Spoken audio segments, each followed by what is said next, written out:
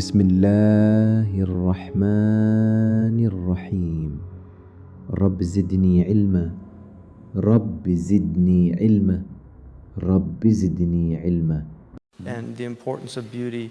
The Prophet ﷺ, when the man asked him about was wearing nice clothes and a good sandal, was that from arrogance? And he said, no, it's Allah loves beauty. And one of the things that I find really notable about pre-modern people is that they adorned things. They didn't have a lot of things generally, but what they did have, they always made beautiful. And when I was in Mauritania, they started using Bic pens. Their traditional pen was a bamboo pen, but they started using Bic pens. But the women would adorn them with leather and make them very beautiful. So they would actually take the plastic and they would just do a design on it and then put little frills at the end of it.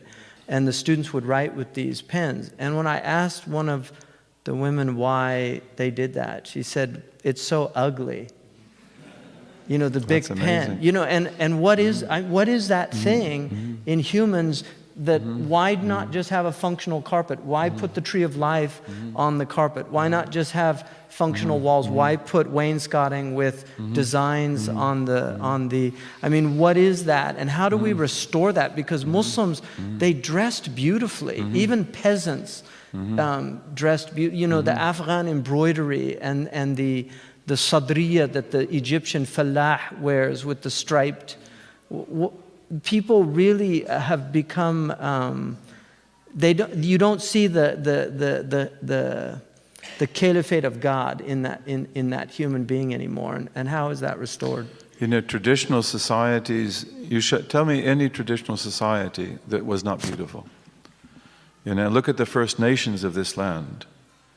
I mean, look at the Inuit, you know, the Eskimos, who are really a civilization.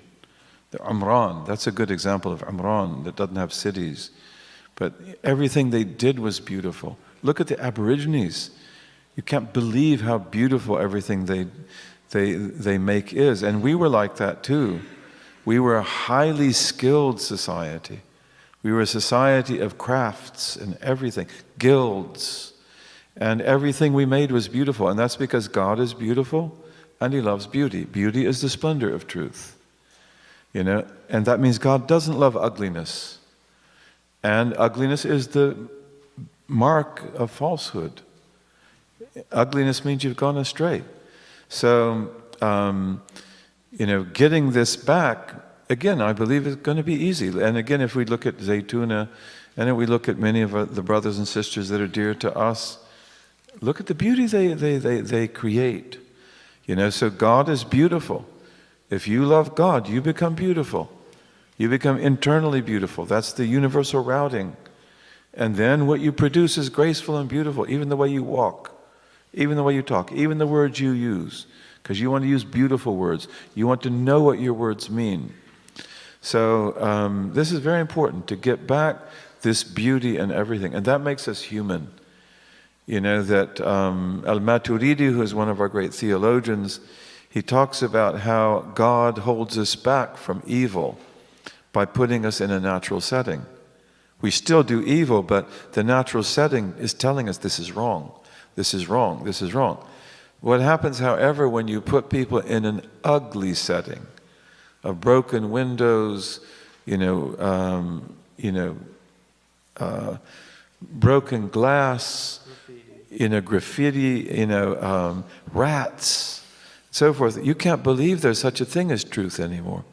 You can't believe that there's such a thing as goodness anymore.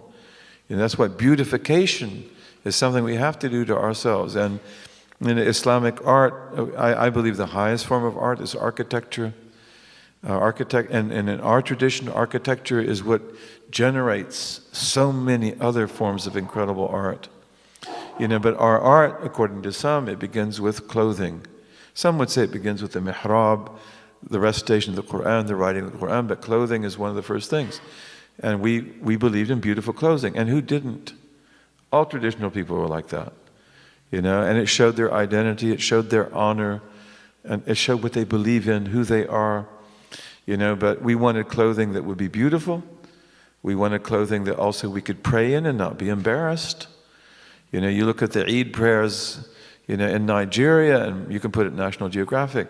You look at us praying Eid prayers, it's like, please don't take a picture until we're, sitting up or standing up again, right? Except for the sisters. They're the ones that come off okay. Yeah. But, we wanted also clothing that would look good, clothing that also we can do ablution with easily. And we made beautiful things. And, in Pakistan, those of you who have been to Pakistan or you're from Pakistan, they have in Rawalpindi this incredible museum called Lok Varsa. And Lok Varsa in Punjabi means the tradition of the people. And I went to that museum. The woman who took me, she was one of the curators, she said, this was a question in my mind. And so she answered it without me asking it. And it's like she said, this is a museum designed to preserve the cultures of this land, not to destroy them. Because many people say that, being put in a museum is like Salat al-Janazah. That's the end of your culture. So he said, we don't want to do that. And then if you go there, and you look at all these cultures in Pakistan, Punjabi, Pashtuns, the Sindhis, there are all these different cultures, and they're all beautiful. And everyone is distinctive. Everyone is distinctive. And they're so beautiful, it's like beyond words. Look at what the Indonesians do, what the Malays do. But this is the way we were traditionally. You go to Rosales, this beautiful retreat we have in Spain, and you have a tile which is, to me, one of the most beautiful tiles in the world. It's an Andalusian tile, but it's called the breath of the most merciful. And the colors are soft.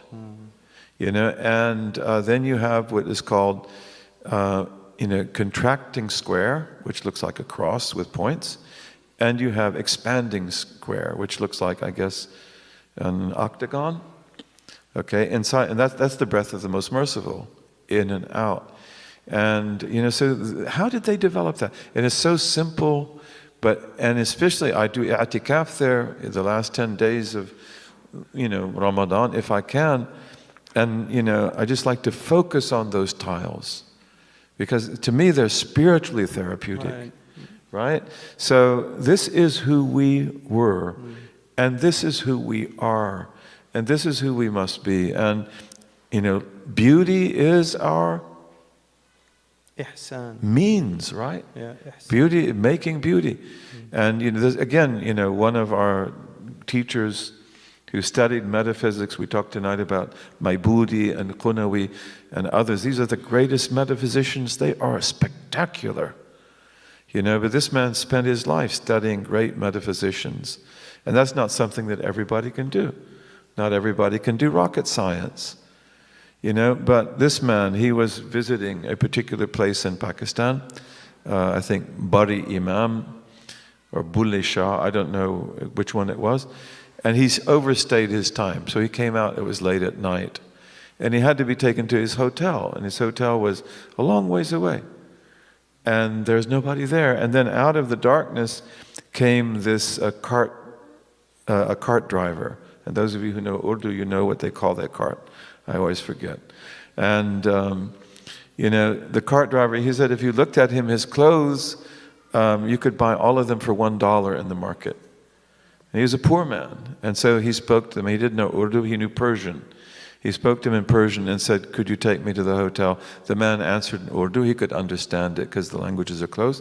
He got on the front seat of the cart with this poor man. And the man, who was he? This world is filled with amazing things. Began to recite to him from Hafiz and Rumi in perfect Persian. And he said, in those 45 minutes, I learned more about metaphysics than I learned in 30 years. So beauty is the language of truth also. And that's why, even some of the things we talked about tonight, because it's put in an intellectual vocabulary, not everybody can understand that. But when you put that into poetry, when you put that into rhyme, when you put that into art and into beauty, then everybody gets it. And beauty attracts you then to those meanings. This is why also our societies were so beautiful. And you know a lot about that. I remember going to one of the great, I think it's the Salimiyya, one of the great mosques of Sinan in Edirne, I think it is. And it's basically red, and I actually couldn't leave that mosque. It's like, this is the story of the whole universe. You see, it's like he's telling it in colors, he's telling it in symbols, he's telling it in shapes, but like, what have you done here? You see, so this pulls our souls to the truth, and ugliness does the opposite. And that's why we want to replace the ugliness with beauty.